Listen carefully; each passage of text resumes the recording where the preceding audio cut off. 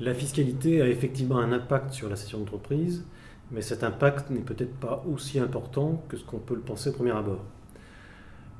En effet, une cession d'entreprise en fait, prend place dans l'histoire personnelle du chef d'entreprise et constitue un des événements majeurs de cette histoire.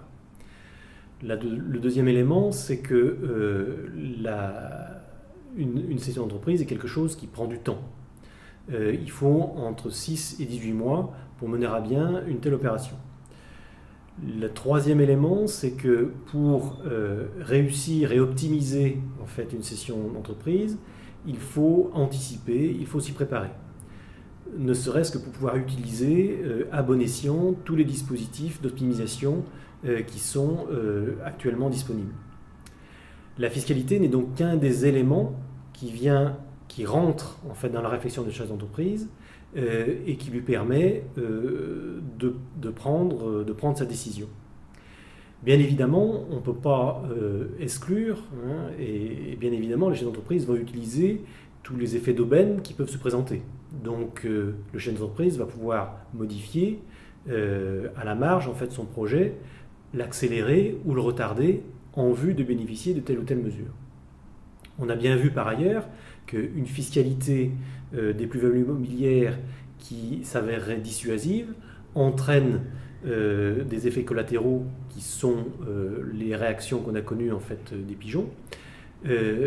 Ces réactions, en fait, étant des réactions qui visaient en fait, à refuser la mesure fiscale qui était proposée et qui pouvaient conduire en fait, à un certain nombre de chefs d'entreprise à s'expatrier plutôt qu'à rester en France pour se voir appliquer en fait, une telle fiscalité. Ce qu'il ne faut pas oublier également, c'est que une cession d'entreprise met en présence un acheteur et un vendeur, et que l'acheteur, lui, fait ses investigations, conduit ses négociations dans son propre intérêt. Un autre élément qui est très important, c'est la situation de crise dans laquelle nous sommes. Cette situation de crise rend plus difficiles les opérations, contrarie l'évolution des projets, rend plus difficile les négociations avec les banques, augmente le montant d'autofinancement,